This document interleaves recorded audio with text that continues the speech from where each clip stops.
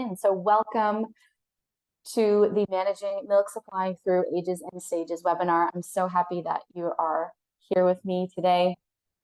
For those of you who don't know who I am, my name is Alex Wachelka. I am an international board-certified lactation consultant. I am the mother of 2 wild and wonderful little boys. I'm also the CEO and founder of my business, my private practice, Motherhood Blooms Lactation. I have created all kinds of online classes and programs. So in addition to working with people in person, supporting them to feed their babies, I have programs and courses for almost every age and stage to help you through your breastfeeding journey. And I host the Lactation Land podcast. So that's relatively new just this year. It's on Apple, Google, and Spotify for anyone interested.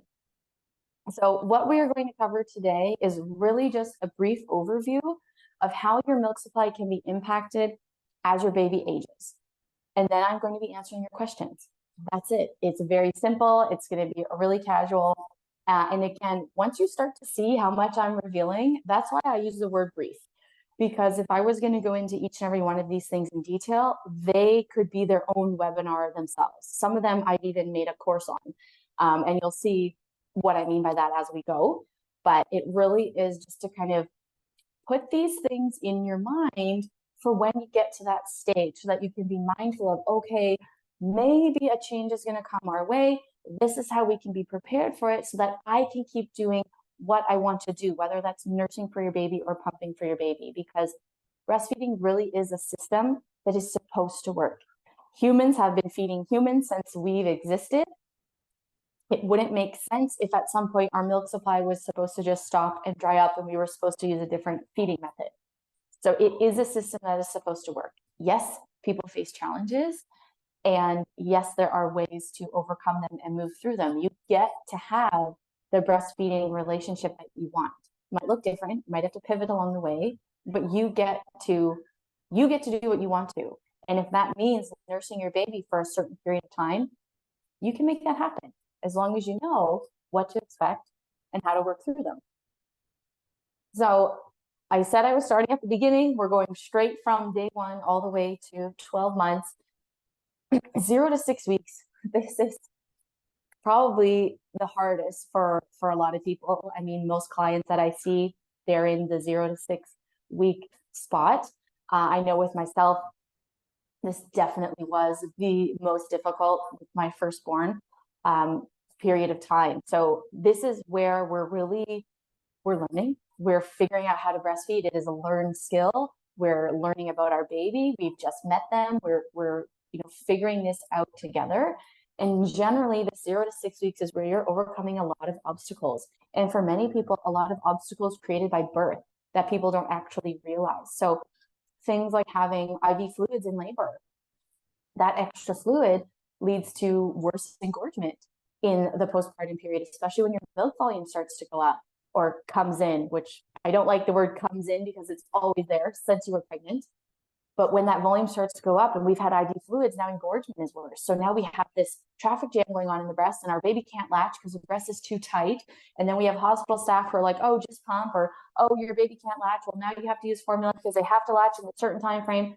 And now we've already added all these other interventions that we didn't need because we didn't know that all we needed to do was some reverse pressure softening and move the fluid away. So this 0 to 6 weeks is really complicated by a lot of other things.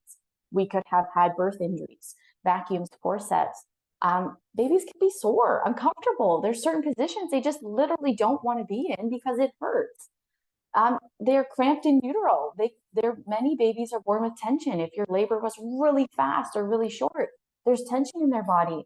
That's going to make things feel a little bit more uncomfortable. We got to find the positions that work best for baby and then get some body work done. So this 0 to 6 weeks there's lots going on.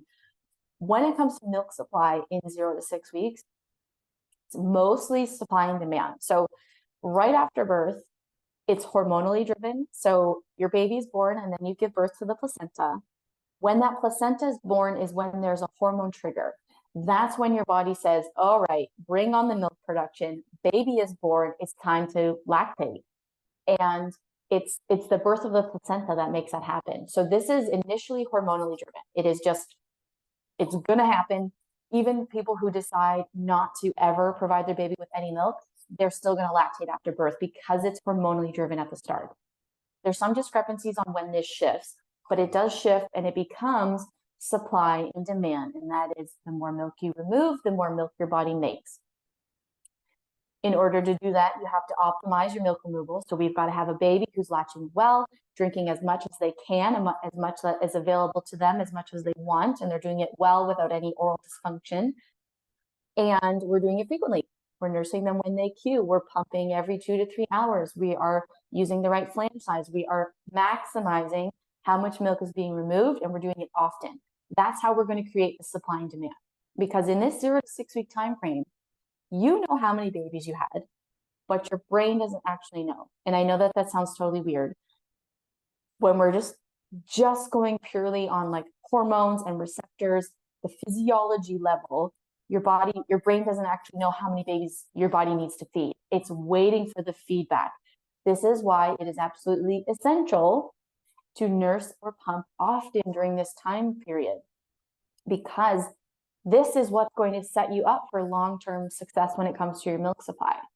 But in this 0 to 6 weeks is likely when you're working through some of the most of your challenges, and then that can impact your milk production. So for me, for example, with my firstborn, we had a posterior tongue tie and a lip tie.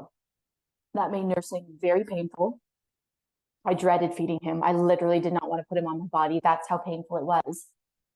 When he did nurse and we could get an okay latch, he physically was restricted in how he could remove milk from a breast. So he would remove, just enough that he was sort of full, but it wasn't as much as he should or as much as my body had available. So over time, my body got the feedback that was like, oh, so why are we making all this milk if we don't need it all?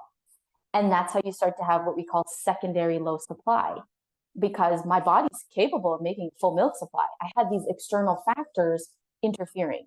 So this 0 to 6 weeks is where, if there are challenges and we're not actually actively working through them, then that's when I get to some of these later stages, we could potentially have more challenges, because if you never got your body up to full capacity, when these other challenges hit, it might be more noticeable. They'll make sense once I get to them. But the 0 to 6 weeks is a whirlwind. It's the hardest, in my opinion. But it's definitely a time where it's really important that we're trying to remove milk well and remove it often so that we're maximizing our milk supply. From 6 to 12 weeks, supply and demand is still really important. It's essentially, supply and demand is a driving factor in your milk production from then on, from until the day that you wean. This is also 6 to 12 weeks is generally where we'll hear things like regulated, my milk supply regulated. This is often when most women aren't feeling so full anymore. So you go from feeling really full or firm before feeding, you can literally just do a quick grab and you know what side your baby has to feed on, to kind of just feeling soft all of the time. And people think, oh my gosh, my milk supply just dropped. Like, I don't know what to do. I had a client, a few clients, most of them say this really, is like, everything, they just feel soft all the time. I don't know if that means my supply went down. Typically, no, it doesn't. It's this, your body has sort of gotten into the groove, the rhythm. It understands how much it needs to make based on how much is removed. So if we think back to the 0 to 6 weeks, if we're still dealing with challenges and we haven't optimized how often milk is removed or how well it's removed, your body is still going off of supply and demand. So we could still be at this point where we're like just producing enough, but we need a little bit of formula, but maybe the formula isn't absolutely necessary if we focus more on supply. And again, this might not apply to your situation. I am just saying this as a general. There are some people who don't produce enough because there are underlying, intrinsic factors. And then there's others like me where we just had some external issues. So we had the tongue tie and lip tie, but then when I went to see a lactation consultant, she never assessed how I was pumping. So she never looked at the massively large flange that I was using that was way too big to, therefore, wasn't emptying me as well. We weren't talking about using hands-on pumping and other techniques to maximize how much was being removed. So supply and demand will follow you at every stage. And the way that I've set this up is you'll see as we move to the next stage, the new things to think about are in bold, and the previous things to think about are still there, because it's going to look different for everyone. So 0 to 12 weeks, for example, I'll use the US as my reference. This is generally, not even the US, even here in Canada, if you have an OB, you're not really getting follow-up after birth. It's only with midwives do we get like an official 6-week discharge. After birth, you're kind of just going to see your baby's family doctor. But sort of there's that 6-week discharge mark where care providers just kind of say like, yeah, cool, you're cleared for sex. Do you want birth control? Really high quality lactate or prenatal care there. Eye roll, it's definitely not. But birth control, for example, many women start birth control very early after birth. There is the potential that it could decrease your milk supply. You're not often told this. Birth control could look like many forms. We know that there's many, many available to us. The information that we have suggests that when it is a progesterone-only form of birth control, there is less impact on your milk supply versus an estrogen-based. However, some people are definitely still affected by progesterone only, and they notice a drop in their milk supply. Their body can't physically produce enough because the hormones are competing. But this isn't often information that you're given when you go see your provider and you're offered the option of birth control. With my firstborn, we saw our family doctor. So I had midwives.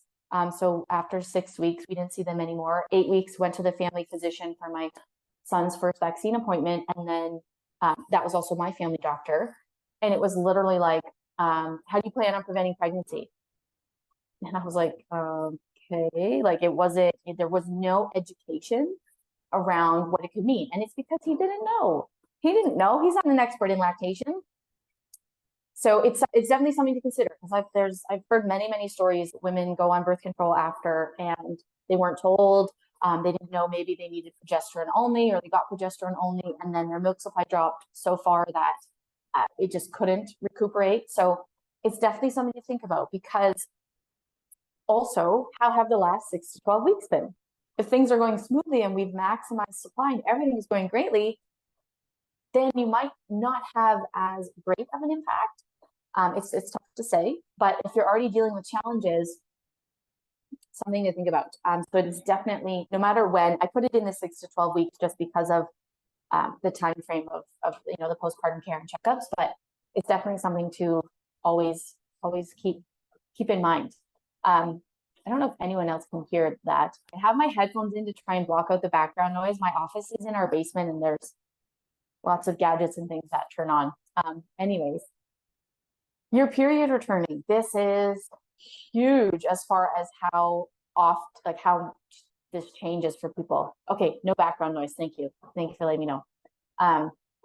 Your period returning, for some, it's like 2 months after birth.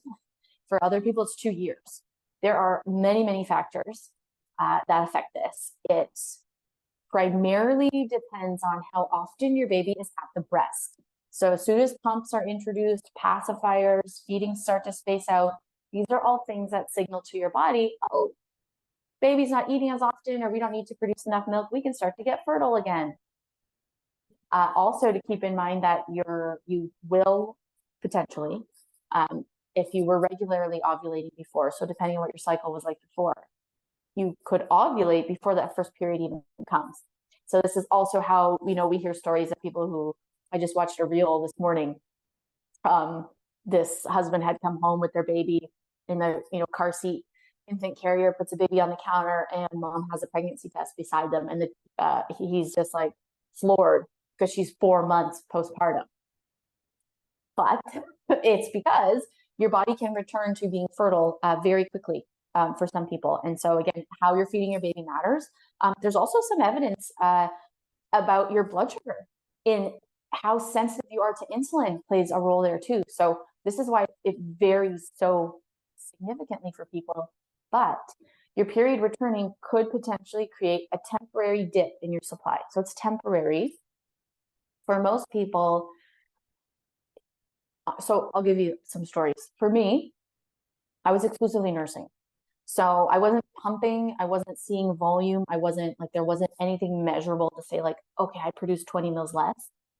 It was just my babies were a little fussier at breast. And generally what we see is the first 3 to 4 days before your period comes, your baby could get fussier at breast because the milk just might not be flowing as quickly. They're used to it coming a little bit faster. They got to put in a little bit more work. They can just be a little bit more frustrated.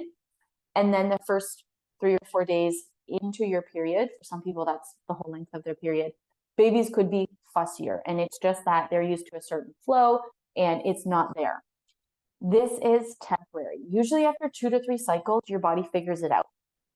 But it takes some time because the hormones that your body needs to lactate, prolactin, are in direct competition with the hormones for being fertile again. So higher levels of estrogen, progesterone. This is also why birth control impacts milk supply. So the hormones directly compete with one another. There are some ways around this. So there is some evidence that suggests, a calcium magnesium supplement could be beneficial. Everyone's going to respond to that a little bit differently, but that could be something that, that's introduced if you start to notice that when your period comes back, it is making a difference for you. But generally, after 2 or 3 cycles, your body's kind of sorted through it, and you might just have that temporary shift for like 3 days. It's not that you're suddenly not going to be producing enough for your baby. It might just be a few mils that we're talking about. And again, you're not even going to notice really unless you're pumping and seeing a change in your output. But even that said, your pumping output is going to change throughout the course of the day. Our milk-making hormone is highest at night, rises overnight, and then falls. And so milk volume goes down in the afternoon and the evening. That's supposed to happen. So this is something that, it's going to vary significantly person to person, but definitely can have an impact. It definitely can affect how your baby is at breast, their temperament. So doing things like breast compressions. I never stop with these. I tell all of my clients in the early weeks, like, we're using breast compressions to help keep up the flow and help baby feed well. They're really good for sleepy babies with oral dysfunction. But doing a breast compression just kind of increases the flow of milk. So if we've got a baby who's fussing at the breast, that could be the key to helping them. So it is something to be mindful of. Now, I've had 2 different experiences. So my first child, my cycle returned at 10 months postpartum. With my second, it was 15 months postpartum. So again, it's still the same body, 2 very different experiences. Pregnancy is on here because, like I said, as soon as your cycle comes back, you could be fertile. So if you are, however you plan your family is none of my business, but if you're planning a pregnancy to have your children very close together, pregnancy will decrease your milk supply. There is no way around it. You cannot do anything about it. This is biology at play. So this is something to keep in mind, because I know I haven't had any clients personally, but I've had many stories of people who wanted to have their kids very close together, got pregnant as soon as they could after birth, and then had to switch to formula because they didn't have enough milk basically to keep feeding their older child. I've got a podcast episode on this too, if anyone is ever curious about it, but it's about breastfeeding through pregnancy. This is biology at play. Once you are 16 to 20 weeks pregnant, somewhere around there, your body starts producing colostrum in preparation for your baby. So if you're already nursing an older child, once you reach 16 to 20 weeks in pregnancy, your milk volume is going to drastically go down. The composition is going to change, and it's going to revert to being colostrum. There's absolutely nothing you can do about this. No cookies, no teas, trying to pump, none of it will work. It's just, it is what it is. You might still produce a little bit of colostrum. You can 100% absolutely continue to still provide that to your older child. Some people will do, it's called dry nursing, because it's like maybe a couple of drops of colostrum, but the older baby still wants to nurse, because we know there's an emotional relationship too. It's not just a feeding relationship. But if that happens, then you've got to have another plan for feeding your older child. So if your older child is under 12 months old by the time you're 4 months pregnant, formula is going to have to be introduced, or donor milk is going to have to be introduced, because your body's just it's just not going to keep making enough milk. And this will happen no matter what. So yes, I put it under 6 to 12 weeks, but you'll see it's still under 3 to 6 months, and so on and so on. Because even if you're 15 months postpartum and you get pregnant and you're still nursing your toddler, once you reach 16 to 20 weeks, your body is still going to drop supply, change it back to colostrum. But at that point, your older child, solids are their primary source of food. So you don't have to have as specific as a plan as if your baby's under 12 months. If any questions have come up so far, I see we do have a couple more people joining us live. Please just put them in the chat. I'm not necessarily going to wait until the end to answer all of the questions, so please feel free. Otherwise, we'll keep going. So we've got 3 to 6 months, then I've got, I believe, 6 to 12 months, and then a few other things to keep in mind at the end. So within this 3 to 6 month time frame, still factoring in birth control, still factoring in your menstrual cycle returning, still factoring in possible pregnancies, but now there's the potential for back to work. For those of you who joined me from the US, this is very likely a time frame that you're already back at work, if not you're already returning to work. For anyone, we know that the US has the absolute worst maternity care. If they're not the last, they're almost the last one, like across the globe, as far as not providing enough support to families. But planning for back to work is another time frame where it could impact your milk supply. And the reason being is now you are away from your baby and you're pumping for them. So assuming you want to continue breastfeeding your baby, that's going to mean pumping when you're separated. But what is your job? Do you work shift work? Like, do you have time to go pump? There are laws in place. In the US just came out with the Pump Act. Like, you have to have breaks to be able to go pump. You have to have a space to be able to go pump. But the realities are, like, I get so many DMs. People are like nurses on 12-hour shifts. They're using wearable pumps, but we have seen output decrease with wearable pumps when a wearable pump is our primary pump. We want those double electric pumps like the Spectras, or, a Medela or a Zomi, whatever. I'm just randomly naming names here. But that's something to think about, because if you head back to work and you're now using a pump that isn't up to the task of being your primary pump, your milk supply might drop. If you head back to work and you start pumping and you're using the same size flange from birth, you might notice a dip in how much you produce, because it's normal for your nipples size to change. It's normal for your flange size to change over time. If you're back at work and it's stressful, if you're back at work and you're scared that the door is going to open any second because your coworkers can't respect the sign that's on the door or the lock, oxytocin might not be flowing as well. We might not have the opportunity to let down as easily. And oxytocin is that love hormone. This is why, like, if you're pumping at work, look at pictures of your baby, watch the videos of them. That's going to help with the milk to start flowing. But this is a time when people see a change in their milk supply for those reasons I mentioned. Also, if you're heading back to work, your baby is being cared for by someone else. So how your baby's being fed is important. If you've never really used paced bottle feeding, or you're kind of going back and forth between breast and bottle, but the person caring for your baby, they're bottle feeding, and they're not necessarily following your baby's cues, they could overfeed your baby. It's really easy to drink a lot from a bottle because babies have to swallow all the milk to take a breath, protect their airway. So they end up, it's really easy to guzzle a bottle a couple ounces beyond what they would normally eat. And then you get the emails and the message that say, like, send more milk. We don't have enough. So-and-so's still hungry. You're like, how the heck am I supposed to produce more? But there's that other factor, is that they're not necessarily educated on how to best be feeding your baby so that we're protecting the breastfeeding relationship that you have. Distractions come up at this stage. I've had a few clients recently with distracted babies, and then many DMs about this. I've got a blog post about distracted babies, and then a YouTube video actually of a little tip and trick you can use for them, because right around 12 weeks, these little guys, they like realize the world around them. Their vision is so much better now. They can see across rooms. I think this is where I'm at right now. Okay, he says turns 12 weeks on Friday already. Wow. So Yeah, their vision. So when they're born, they can really only see like from your breast to your face. Newborn's vision's really, really fuzzy. But by 12 weeks, they can see across the room. They know when the cat walks in, they know when the dog walks in.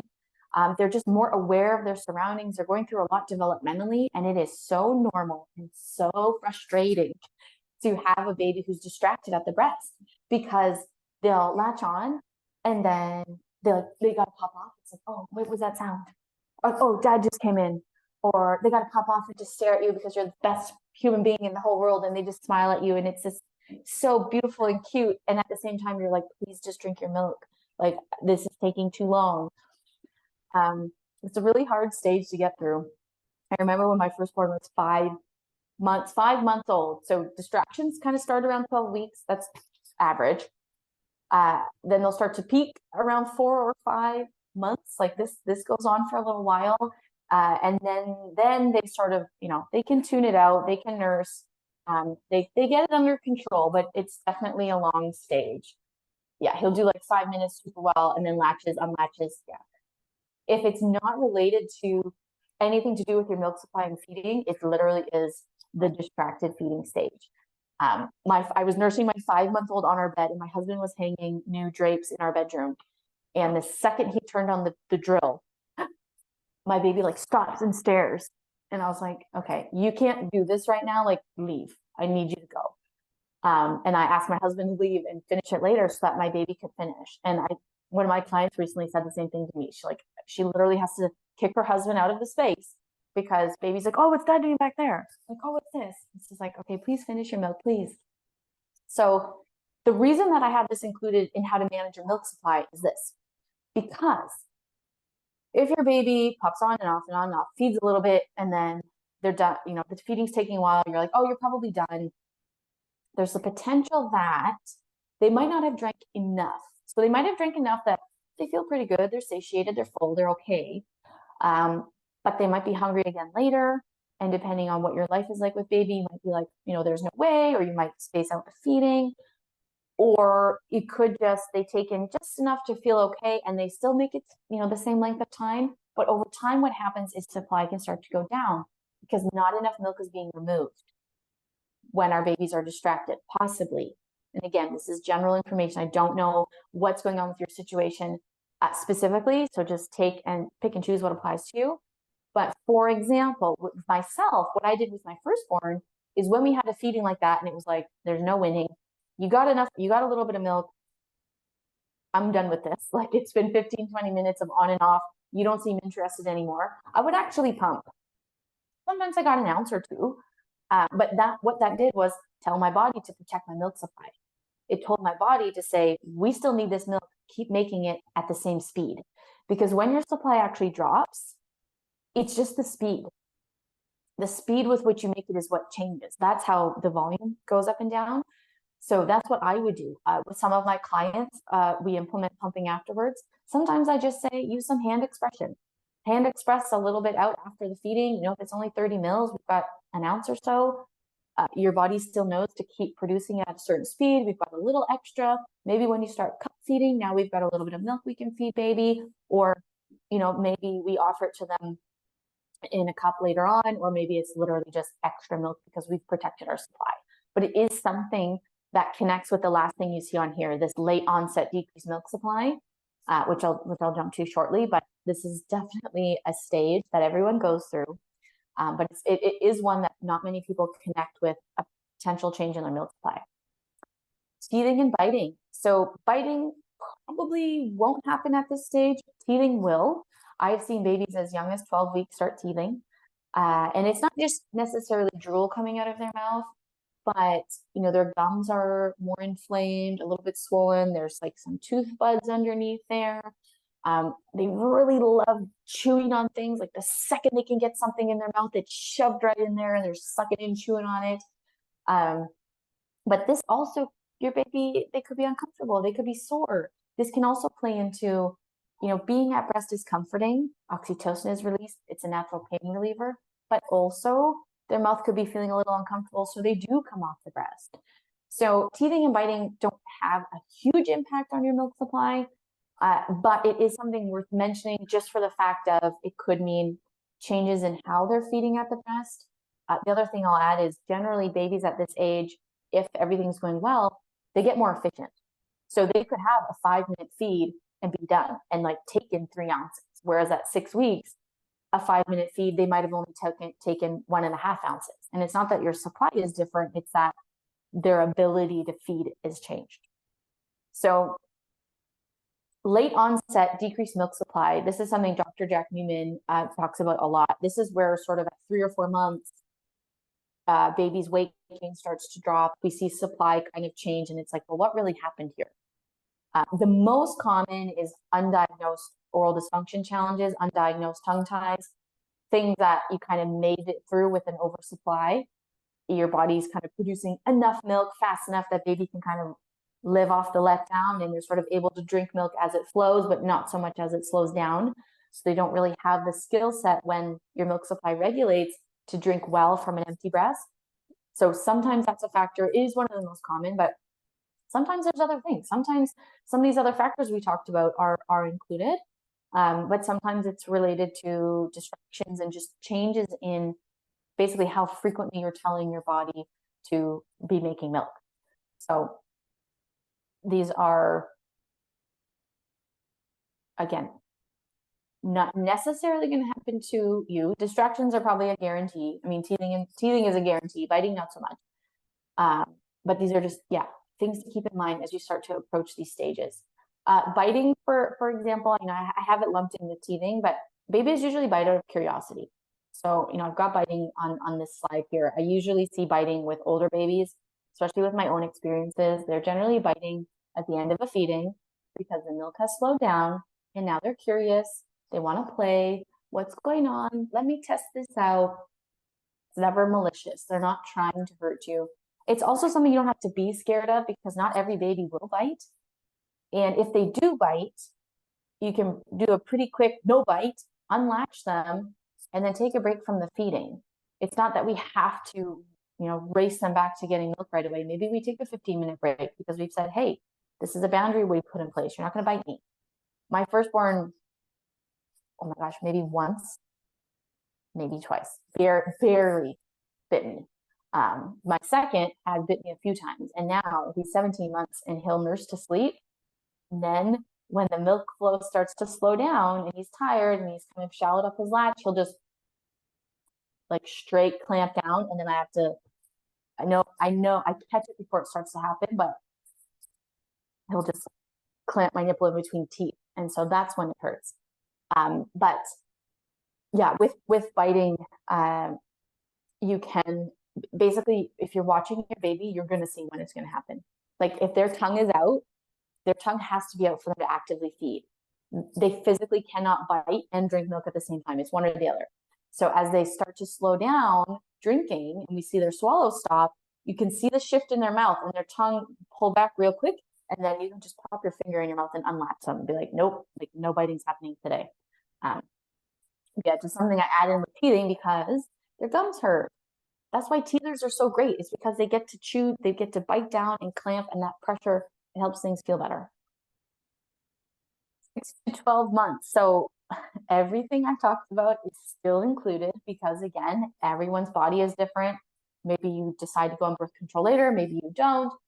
Maybe your period has come back at this time. Maybe it hasn't. Maybe you're planning baby number 2. Maybe you think you're nuts for even thinking that. You might be back at work. You might not, depending on where you live. Like anyone joining me from Canada, if you have an employer and you're not self-employed like I am, you have a maternity leave. And it might be 12 months, might be 18 months. So again, these are just things to think about. But when we reach 6 to 12 months and beyond, the new things that we need to consider that could potentially impact milk supply are starting solids, your baby getting busier, and then thinking about the potential for weaning. Starting solids does have a significant potential to reduce your milk supply quickly if you let it. Technically, as soon as you start solids, you're weaning your baby, even if your plan is to feed them for a long period of time. So I just said my youngest is 17 months. He nurses a few times a day still. His diet is solid foods. The primary source of his nutrition is solid food. So the amount of milk I produce for him now is very different than the amount of milk I produce from at 6 months when solids were introduced. But it's because as soon as your baby starts eating something that's not breast milk, there's a gradual change in how fast your body produces milk. This takes months though. Like when you first start solids at 6 months old, your baby is still probably going to be nursing as frequently as they have been the last few months. It's not really going to make a huge impact right away. The risk is when we start to let solids take over. So we let to start solid foods become a primary source of nutrition when under 12 months, breast milk or formula has to be the primary source of nutrition.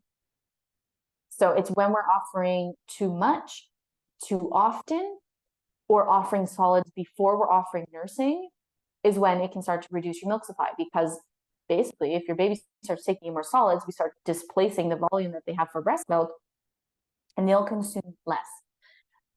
It is supposed to happen that over time your supply will drop, but it's supposed to be gradual and it's supposed to be something you hardly notice. Because if you just allow your baby to lead the way and you follow their hunger cues, even when we introduce solid foods, your supply is going to adapt over time. So it could mean, like if you're exclusively pumping, for example, it could mean that you just start to change your pump windows a little, like you go a little bit longer or you pump for a little bit less time, and kind of matching it with how frequently your baby's drinking from a bottle. With nursing, we still want to prioritize breast milk. So we're still prioritizing our baby nursing first and having solids on more of a schedule. But as we follow their cues, our bodies are just naturally going to adapt. So it is something that will change your milk supply over time. The issue is when we let solids become, have more of a prominent place in your baby's diet than they should around, between six and 9 months. That's when it could start to reduce your milk supply.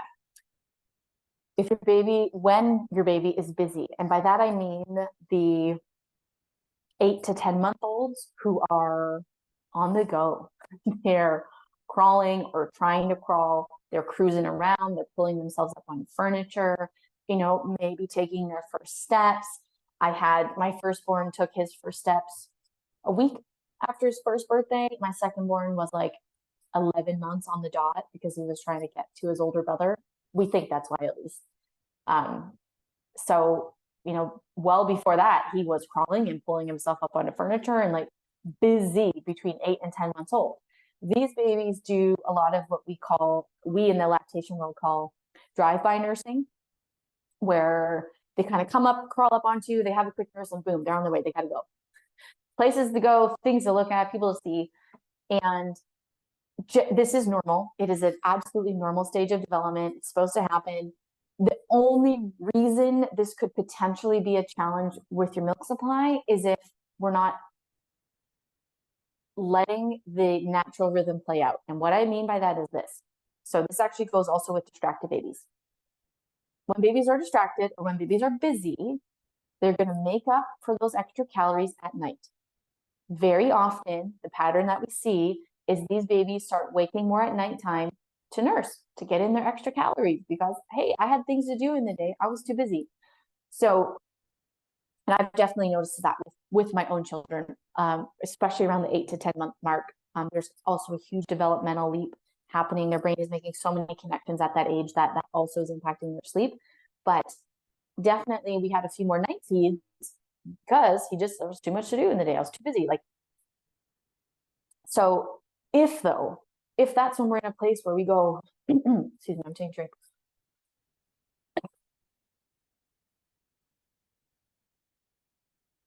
If that's where we go, no, you're not having night feeds, then we'll start to reduce our milk supply. Removing milk at night really helps drive your milk production for the next 24 hours because your milk making hormone is highest at night. This never changes. Whether you're 2 days postpartum or 12 months postpartum, prolactin levels are still highest at night if provided you're nursing at night. So if your 8 to 10 month old has now shifted, which they do, babies love to keep us on our toes. We finally got our rhythm and our groove and everything is perfect. And then the next day, nothing works and everything changes. And so this happens with busy babies. And so they will definitely be waking up more at night. I mean, I said definitely, some babies are different, but most babies, again, this is averages. Distracted babies, busy babies, they will make up for these calories at night if we let them. And I say if we let them because it is biologically normal for your baby to wake at night, for your baby to eat at night, for your baby to need these calories at night under 12 months old. Even beyond 12 months old, it is still normal for them to wake at night. There is the opposite to this message is out there in the social media world, people telling us our babies shouldn't wake up at night. It's our fault because we're breastfeeding and all this other BS that has nothing to do with infant biology. So if you have a busy baby or a distracted baby and you're not allowing those night feeds to happen and you're essentially also trying to night wean them, but they're also not getting enough calories in during the day, your supply will start to drop and your baby's weight gain might start to falter. They might not be gaining as rapidly, they might not gain at all, might stall, or it might start to drop. They might start to lose weight. Generally less noticeable when babies are already on solid foods. But that's definitely a time where, you know, we got to let them, if their rhythm is going to change and then they make up these calories at night, it can start to affect your milk supply. So something that you could do, for example, is I like to be really proactive. I like to offer feeding. So when my babies were in that busy stage or even that distracted stage, I always wanted to offer a feeding before I thought they were hungry. So instead of thinking like, oh, it's been 2 hours, you know, they'll probably, you know, we'll feed them again in an hour or something like that. I would just offer, be like, do you want to eat now? Yes or no? Bring them to the breast, give them the opportunity. Sometimes they'll go for it, sometimes they wouldn't. Every baby is going to be different. There's definitely differences between my two children, but generally I find that really helpful, just being proactive. So offer them the breast. If you can find, you know, a quiet environment, that's not always ideal when you've got an older child at home, it just doesn't work. When this is your only baby, then yes, you can, you know, go in a quiet environment, have some less distractions and make the offer to nurse or have a bottle then. But be proactive. I would still say keep using breast compressions where we're, you know, a C shape on the breast, far back from their mouth to increase the flow, just to help them drink a little bit more. And it's not that we're trying to get them the extra calories so that they won't wake up at night. Like, we know night waking is normal, but it's a way to protect your milk supply and then also maybe offset a little bit of that, what might be happening at night because of that. Around this time frame, you might also be thinking of weaning. You might not. Everyone's goals are different. I've had clients who are like, I want to get to 6 months, I'll figure it out from there, or I want to get to 6 months, that's my goal, then I'm done. Or people who are like, you know, I want to get to 6 months, next thing you know, they're at 1 year and they're like, I don't want to stop yet. So I added it here only for the ease of the numbers. So future weaning, it's because I just didn't want to make it its own slide. But thinking about weaning, because that's essentially stopping your milk production. So when it comes to weaning, your body will still make milk as long as you're removing milk. It's supply and demand. I'm a broken record. It never changes from the day you start lactating to the day you stop feeding your baby. It's based on supply and demand. Your milk supply should never just dry up. So there's many people, I've seen them in comments on social media, like, my milk supply just dried up overnight. There's something. There's an underlying factor, or there's all of these factors I've been talking about have slowly been building on each other, and it wasn't necessarily as noticeable unless it was straight up like a medication, which I'm going to get to next, that like just tanked it. It really shouldn't happen that way. It's a system that is supposed to work. So even when you get to the end of your breastfeeding journey, it's still based off of supply and demand. A few things to keep in mind is a very gradual approach. So to ensure that you're maintaining your milk production so that you're going to be able to feed your baby for as long as you want, it's going to come down to being gradual with the changes in their feeding patterns. Meaning, we're not stopping cold turkey because that's not good for anyone. There's one person who stands out in particular, and she wasn't even a client of mine. It was just a DM that I got, who quit cold turkey because she thought that was the way to do it. And her body wasn't ready to stop lactating because It's supply and demand. Yesterday, there were 7 milk removals. Today, there was none. The body's like, what's going on? We're supposed to be making milk. So there's, mastitis, clogged ducts. Things get really uncomfortable really quickly. Weaning depression, like emotional swings when things are done really rapidly. It has to be gradual. Now, if it's not going to be gradual because there's a situation, you need surgery, or there's something medical, or there's it's got to happen quickly, work with a lactation consultant, because then we can make you a plan so that you're not experiencing all of those things that I just said.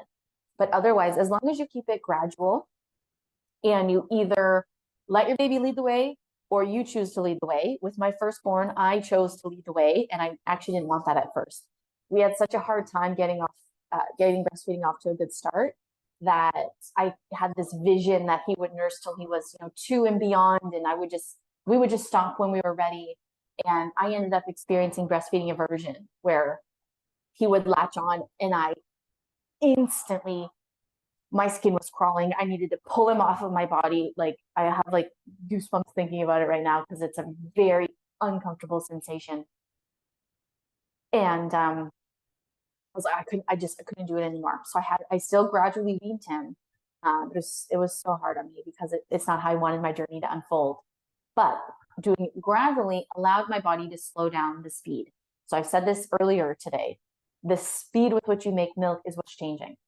So if we give our bodies time, it will slowly reduce the speed, and then eventually it moves to a full stop. But that's only after 40 days of removing no milk.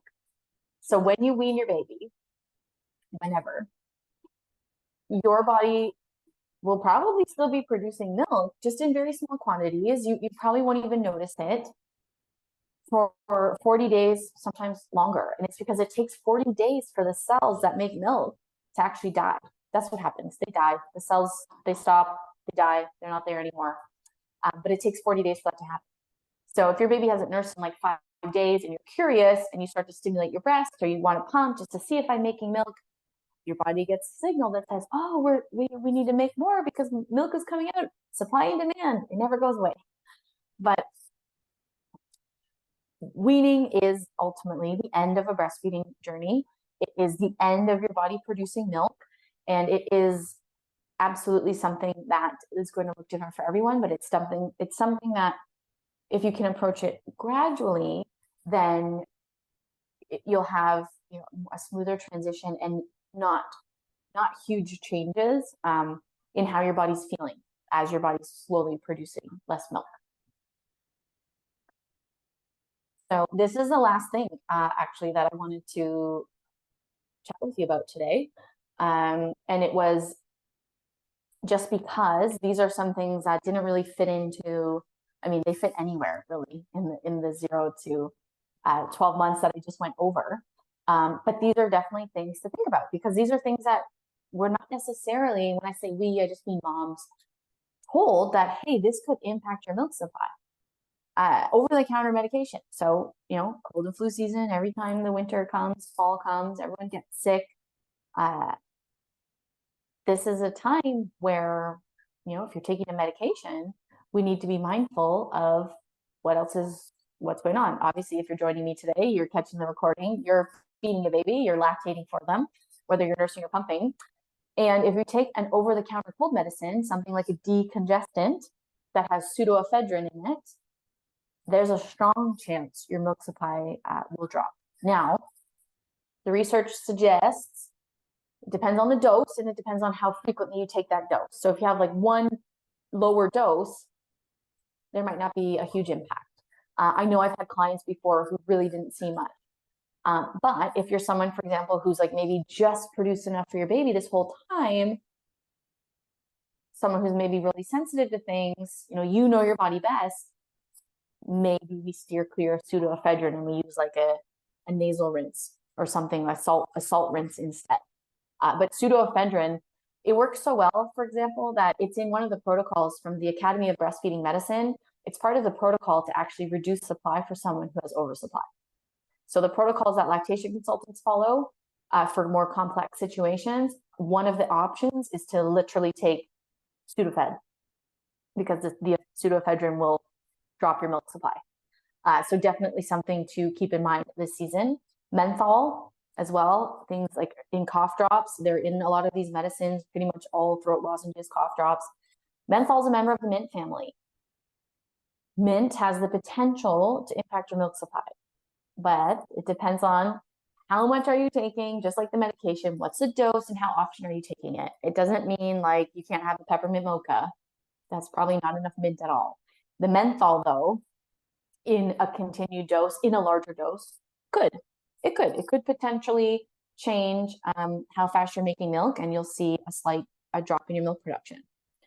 If you or your baby get sick, it's normal to have a shift in your milk production. If you're sick, your body is also fighting off the cold and producing milk.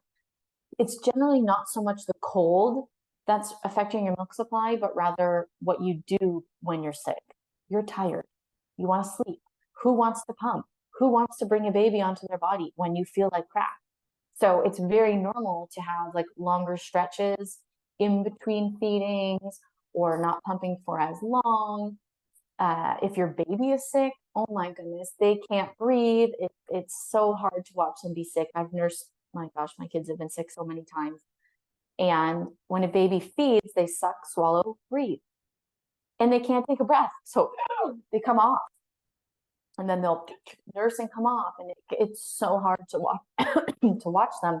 My youngest just had a cold not too long ago, and I thought we were almost weaning because he wouldn't nurse to sleep anymore. He just wanted to be wrapped in a blanket and cuddled because he literally couldn't nurse.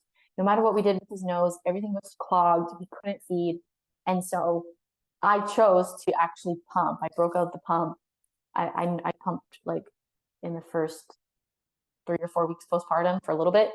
I broke out the pump at 16 months postpartum just so I could protect my milk supply in case he changed his mind once he got better, and he did. But when you or your baby is sick, this is a time that you can notice a drop in your milk supply. Most people will notice something. It's just temporary though, because it has to do with how much milk was being removed, how often and how well. Supply and demand is here again. So it's something that, make sure you're nourishing your body, like soups, bone broths, teas, stay hydrated, do what you can to maintain a pump schedule or feeding your baby. When your baby is sick, humidifiers in the room, a couple drops of breast milk in their nose, or using a snot sucker, clean their nose out, make sure that they can breathe okay, to optimize how well they nurse. But this is definitely a time where don't be alarmed if your milk supply is impacted temporarily when you guys are sick. Mastitis will impact your milk supply. There will be a temporary drop.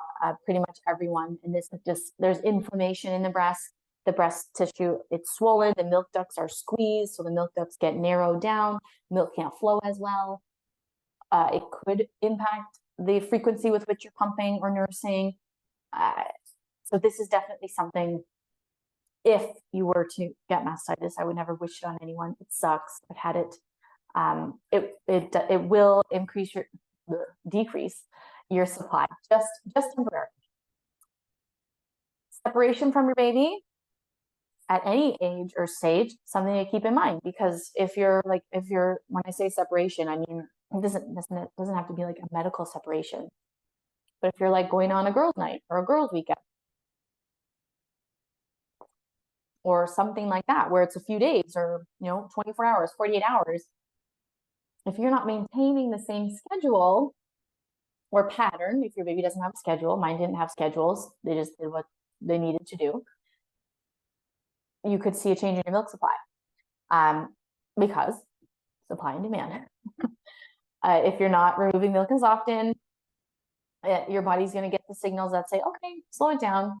The other thing that I'll add to that is, for example, like I just said, girls' night or a trip away, if we're adding drinking into the equation, depending on how heavily you're drinking, it could also impact your milk supply a little bit, because evidence shows us that alcohol reduces oxytocin. Now, oxytocin is that love hormone, that feel-good hormone that squeezes the muscles around the milk sacs that makes the milk come out of your nipple.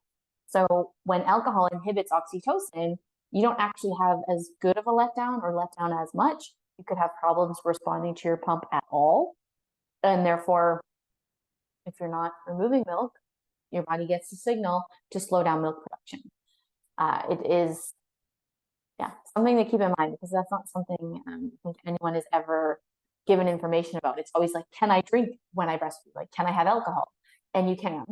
If any of you aren't already on my email list, I think it goes out on Tuesday. The last week was mastitis. So on Tuesday, it's called Boobs and Booze. And I literally wrote, like, I hope this made it past your spam filter, because it's all about alcohol and breastfeeding. And yes, you can have a drink when you're nursing a baby.